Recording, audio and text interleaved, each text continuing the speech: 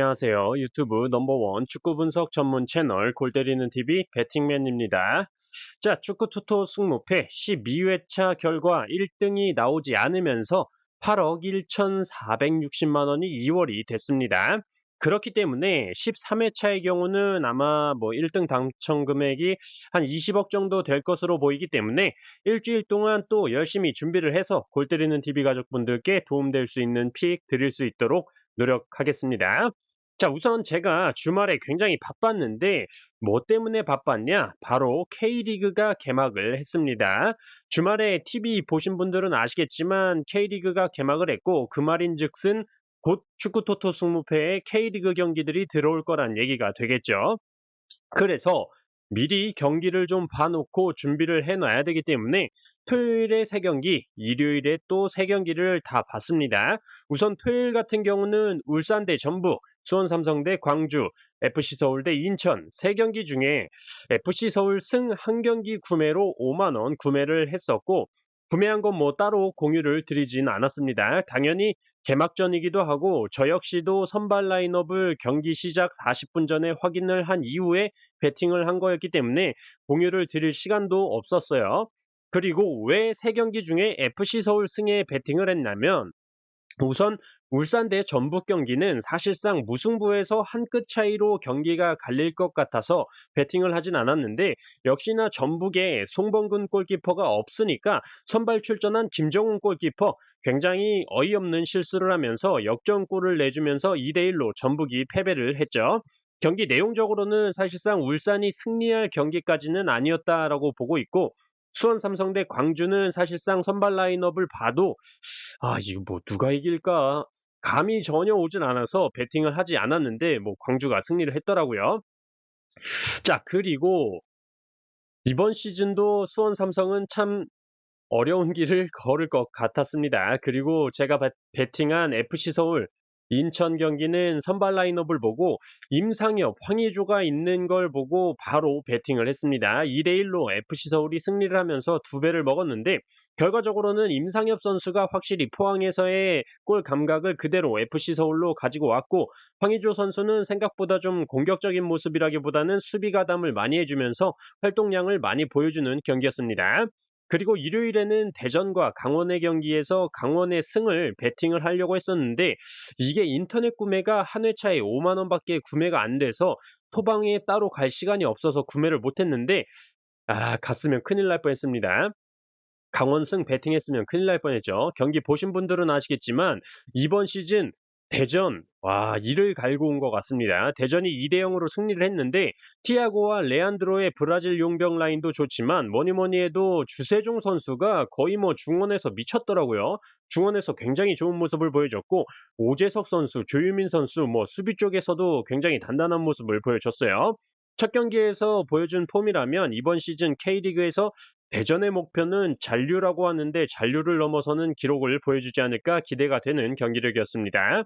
이 밖에도 포항 대 대구, 제주 대 수원 경기도 다 봤는데, K리그 얘기로 자꾸 말이 길어지니까 나중에 축구토토 승무패에 들어오면 말씀을 드려보도록 하겠습니다.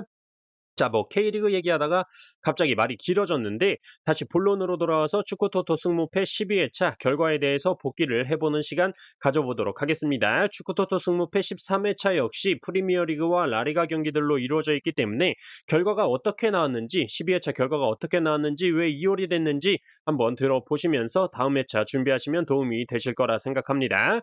영상 시작하기 전에 좋아요 한 번씩 눌러주시고, 구독 안 누르고 보시는 분들은 구독 꼭 눌러주시고 좋아요도 함께 눌러주시면 감사하겠습니다. 누르셨으면 시작해 보도록 하겠습니다. 자, 1번 경기 에스파뇰 대 마요르카. 자, 최근 10번의 맞대결 전적에서 에스파뇰이 홈에서 마요르카를 상대로 패배를 한 적이 없기 때문에 에스파뇰이 유리하지만 에이스 공격 자원인 호셀루 선수가 출전하지 못하기 때문에 득점에 어려움을 겪을 수 있을 것이다 라고 말씀을 드렸지만, 제가 뭘 강조드렸었죠? 그렇죠. 마요르카는 공격력은 괜찮지만 비아레알과의 경기에서 수적인 우세에도 불구하고 동점골에 역전골까지 처먹히는 쓰레기 같은 수비력, 수비에서의 실책성 플레이 같은 것들이 문제다라고 말씀을 드렸었습니다. 그렇기 때문에 이 경기는 에스파뇰의 호셀루 선수가 없다라는 점, 마요르카가 원정 4연패째라는 점에서 연패를 끊는다면 무승부 정도로 끊을 수 있겠다라는 점을 말씀드리면서 에스파뇰의 승무 투픽으로 말씀을 드렸고 2대1로 에스파뇰이 승리를 하면서 적중을 했던 경기였습니다. 역시나 호셀루 선수가 없으니까 에스파뇰의 브레이스웨이트 선수가 멀티 득점을 기록을 했는데 첫 번째 골이 마요르카의 라이코비치 골키퍼가 패스를 에스파뇰 선수에게 해주면서 어이없는 수비 실책으로 골 상황이 만들어진 거였죠. 마요르카는 역시나 무리키 선수가 골을 기록을 했는데 이번엔 맞박이 아니라 발로 넣었던 게 좀 신기했고 전체적으로 마요르카가 경기를 리드하긴 했지만 효율성 없는 축구를 했다라고 정리를 하고 싶네요. 자, 이번 경기 에버튼 대 에스턴. 자, 에버튼이 션다이치 감독이 선임된 이후에 홈에서 두 경기 연승을 기록 중이긴 하지만 연승의 기록은 여기서 부러질 거다라고 말씀을 드렸었죠. 우선 상대 전적에서도 에스턴에 밀리는 상황이고 이번 시즌 보여주고 있는 기록들 자체가 에스턴에 비해 비슷하거나 좀 더 떨어지는 기록을 보여주고 있다라는 점 언급을 드렸고 에스턴이 현재 이번 시즌 최다 연패인 3연패를 기록 중이긴 하지만 경기력 자체가 3연패를 할 경기력이 아니다라고도 언급을 드렸습니다. 결과적으로 에버튼의 단통 패를 선택하려다가 최근 에버튼이 홈빨이 그래도 좀 있는 것 같다라고 말씀을 드리면서 무승부를 바쳐서 에버튼의 무합패 투픽으로 선택을 했었고 결과는 0대2로 깔끔하게 에버튼이 패배를 기록하면서 적중을 했던 경기였습니다. 양팀 모두 골 넣을 기회가 있긴 했었지만 아슬아슬하게 걷어내는 장면들이 좀 서로 있었고 승부를 가르게 된 건 역시나 에버튼이 페널티킥을 먼저 내주면서 와킨스 선수에게 페널티킥 선제골을 먹혔던 게 크다고 보였고 후반전에 교체 투입된 에스턴의 부엔디아 선수의 추가골까지 터지면서 0대2로 에버튼이 패배를 했던 경기였습니다. 3번 경기 리즈 대 사우스햄튼. 자, 이 경기 19위와 20위 꼴찌의 싸움이기 때문에 무조건 승점 3점을 위한 경기가 될 거다라고 말씀을 드렸죠. 이런 경기에서 무승부를 하면 사이좋게 어깨동무하고 강등으로 간다고도 언급을 드렸었고 승패로 갈릴 것 같은 경기에서 맞대결 전적까지 현재 2연속 무승부를 기록 중이기 때문에 3연속 무승부까지는 확률상 어렵다라고 말씀을 드렸습니다. 결과적으로 리즈의 승패 투픽으로 말씀을 드렸고 리즈가 1대0으로 승리를 하면서 적중을 했던 경기였습니다. 근데 최종픽 영상에서 말씀을 드릴 때 리즈의 감독이 공석인 상황이었으나 하비그라시아 감독을 선임을 했는데 문제는 취업 허가 문제로 벤치에 못 나올 것으로 예상이 돼서 리즈가 감독 선임바를 받을 수 있을지 의문이다라고도 말씀을 드렸었는데 경기를 보니까 감독님이 나오셨더라고요. 취업 비자가 나왔나 봐요. 그래서 그런지 리즈가 1대0으로 승리를 기록을 했는데 확실히 리즈의 문제점은 딱 나오더라고요. 골 결정력 문제가 너무나도 지금 큰 리즈로 보였습니다. 전체적인 압박이라던가 경기를 끌고 나가는 건 사우스햄튼을 압도했다라고 해도 과언이 아닌데 결과적으로 마무리해서 벤포드 선수의 부진이 계속 이어지고 있는 것 같고 로드리고 선수가 부상으로 인해서 지속적으로 결장을 하고 있는 게 너무나도 아쉬운 상황으로 보였던 경기였습니다. 4번 경기 레스터 대 아스날. 자, 이 경기 사실상 레스터 시티의 패배를 선택할 수밖에 없다라고 말씀을 드렸고 그 이유로 레스터 시티의 핵심 자원인 메디슨 선수가 부상으로 출전이 불가한 상태이기 때문에 경기력에 큰 영향을 미칠 것이다라고 말씀을 드렸고 지난 맨유 원정에서 3대0으로 개털렸던 레스터이기 때문에 상승세를 타고 있던 레스터의 분위기가 한풀 꺾였다라고 말씀을 드렸습니다. 반면에 아스날의 경우는 에버튼, 브랜드포, 맨시티에 연이어 승리를 기록하지 못하면서 주춤하긴 했지만 에스턴과의 경기에서 분위기 반전에 성공을 했기 때문에 아스날이 충분히 승리할 것이다라고 말씀을 드리면서 레스터 시티의 단통패로 선택을 했고 0대1로 레스터 시티가 패배를 하면서 적중을 했던 경기였습니다.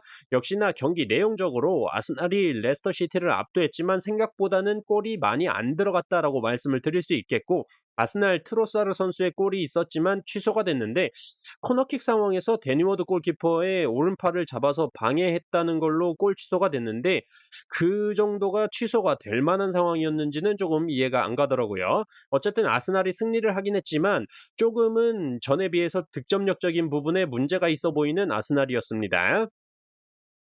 자, 5번 경기 웨스트햄 대 노팅엄.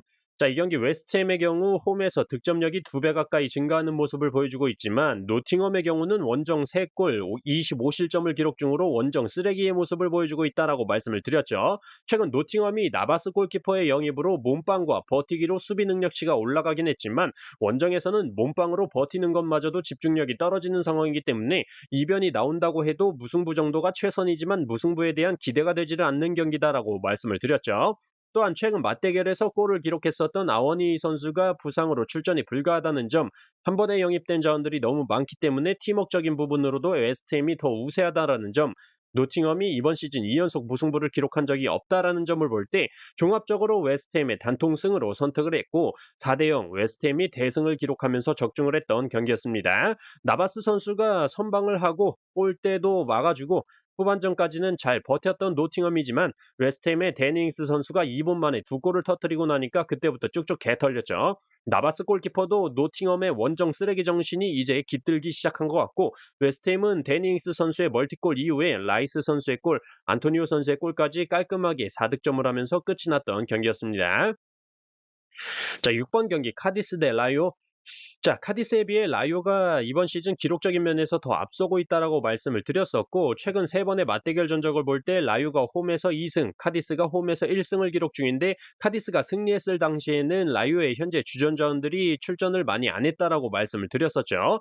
저는 그래서 카멜로, 28화 중 가르시아, 팔카오에 이어서 라울 데 토마스까지 돌아온 라이오이기 때문에 충분히 라이오가 이길 거다라고 생각을 했고 라이오가 이번 시즌 최다 연속 무승부인 2연속 무승부를 기록 중이었기 때문에 카디스의 단통패로 선택을 했던 경기였는데 카디스가 승리를 하면서 생각지 못했던 결과가 나왔습니다.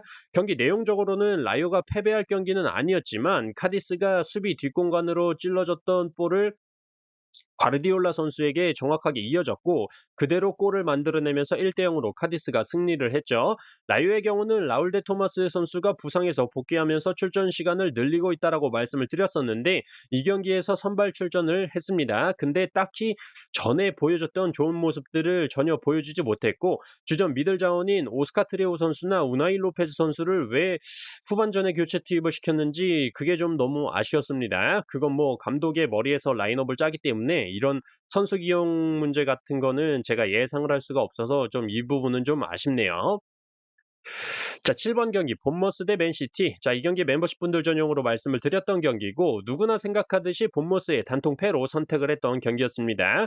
본머스가 울버햄튼과의 경기에서 0대1로 승리를 하면서 반전의 발판을 마련했지만 발판을 밟자마자 상대가 맨시티다. 한마디로 발판을 밟았는데 그냥 걸려 넘어지는 골이다라고 말씀을 드렸죠. 알바레즈 선수의 골을 시작으로 홀란드, 필립 포덴 선수의 골이 터졌고 본머스의 크리스 메팜 선수의 자책골까지 나오면서 1대4로 본머스가 패배를 하면서 적중을 했던 경기였습니다. 딱히 뭐 이 경기는 뭐 말씀드릴 게 없네요. 자, 8번 경기 레알 마드리드 대 AT 마드리드. 자, 이 경기 멤버십 전용으로 말씀을 드렸던 경기였고 레알 마드리드가 주중에 리버풀 원정 경기를 다녀왔고 벤제마 선수와 모드리치 선수가 거의 풀타임을 뛰면서 체력 소모가 크다라고 말씀을 드렸었습니다. 그리고 7번 경기인 맨시티 경기에서는 왜 체력적인 소모 얘기 말을 안 하더니 왜 레알 마드리드만 체력적인 소모에 대해서 언급을 하냐라고 물어보실 수 있지만 상대를 봐가면서 체력에 대한 생각을 하는 게 맞다라고 말씀을 드렸죠. 맨시티는 본머스를 상대하고 레알 마드리드는 그래도 마드리드 더비 경기이고 맞대결 전적상으로도 무승부가 많았던 경기였기 때문에 비슷한 상대와 경기를 치를 때는 반드시 체력적인 부분 생각해야 된다라고 말씀을 드렸습니다. 결과적으로 레알 마드리드의 나이 많은 에이스 선수들의 체력적인 부분의 저하, 그리고 리버풀과의 경기에서 다비드 알라바, 호드리고 선수가 부상으로 교체 아웃이 됐기 때문에 AT 마드리드를 상대로 고전할 수 있다라고 말씀을 드렸고 레알 마드리드의 승무 투픽으로 선택을 했었고 결과는 1대1 무승부가 나오면서 이변에 적중을 했습니다. 경기는 당연히 레알 마드리드가 주도를 했지만 골이 계속 터지지 않았고 후반 64분에 AT 마드리드의 앙헬 코레아 선수가 리디거 갈비뼈를 엘보로 찍어갈기면서 퇴장을 당했죠. 그래서 레알 마드리드가 압승을 하겠다 싶었는데 뜬금포로 세트피스 상황에서 그리즈만의 프리킥을 히메네스 선수가 기가 막히게 뛰어들면서 헤딩골을 기록을 하면서 AT 마드리드가 0대1로 앞서 나갔고 레알 마드리드 역시 후반 막판의 코너킥 상황에서 로드리게스 선수가 헤딩골을 기록을 하면서 1대1 동점으로 끝이 났던 경기였습니다. 확실히 이런 더비 경기에서는 좀 이변을 잡아야 된다라는 생각이 들었던 경기였어요. 자, 9번 경기 크리스탈 대 리버풀. 자, 이 경기 역시 멤버십 전용으로 공유를 드렸던 경기인데 크리스탈 팰리스의 단통패로 선택을 했으나 이 경기가 무승부가 떠버리면서 이번 시즌 리버풀 원정은 믿는 게 아니다라는 생각이 많이 들었습니다. 일단 무승부를 안 바쳤었던 이유는 크리스탈 팰리스가 이번 시즌 최다 연속 무승부인 2연속 무승부를 기록 중이었기 때문에 1무 9패의 맞대결 전적을 가지고 있는 리버풀을 상대로 3연속 무승부를 기록할 거라는 확률은 굉장히 적다라고 생각을 했었습니다. 그리고 기본적으로 크리스탈 팰리스의 공격력은 그렇게 좋지가 못하고 자하 선수의 부상으로 지속적으로 출전을 못하기 때문에 리버풀을 상대로 득점에 대한 기대 자체가 없었어요. 결과적으로 리버풀의 누네즈 선수와 각포 선수가 최근 득점력이 살아나고 있기 때문에 충분히 승리할 수 있을 것이다라고 말씀을 드리면서 크리스탈 팰리스의 단통패로 선택을 했는데 누네즈 선수가 아예 교체 명단에도 안 나왔는데 찾아보니까 어깨가 마드리드와의 경기 다음 날 팔이 거의 움직일 수가 없는 정도가 돼서 출전을 하지 못했다고 합니다. 누네즈 선수가 못 나오는 상황에 대해서는 제가 파악을 하지 못하고 있었어서 조금은 아쉬웠던 경기였어요. 자, 10번 경기 발렌시아 대 소시에다. 제가 이번 회차에서 가장 예상하지 못했던 경기가 바로 이 경기였습니다. 일단 발렌시아가 이번 시즌 최다 연패인 5연패를 기록 중이고 가투소 감독이 잘리고 루벤 바라 감독이 왔는데 헤타페와의 경기에서도 1대 0으로 패배를 하면서 감독 교체빨도 못 받고 있다라고 말씀을 드렸죠. 또한 발렌시아가 주중 경기를 치렀기 때문에 일주일을 충분히 쉰 소시에다보다 체력적인 면도 좋지 못할 것으로 보이고 주전 수비수인 호세가야 선수가 부상으로 교체 아웃이 됐기 때문에 전체적으로 발렌시아가 승리하는 이변 확률은 굉장히 낮을 거다라고 말씀을 드렸었습니다. 또한 발렌시아와 소시에다의 최근 맞대결 전적이 4연속 무승부를 기록 중인데 4경기 중에서 2경기에서 퇴장을 당했던 발렌시아만 만나면 분노 조절 장애를 겪고 있는 소시에다의 엘루스톤도 선수가 부상으로 출전을 하지 못하기 때문에 이건 역시 소시에다의 좋은 상황이다라고 말씀을 드렸었죠. 또한 원정에서 득점이 올라가고 실점은 덜하는 소시에다이기 때문에 이 경기는 발렌시아의 단통패로 선택을 했었는데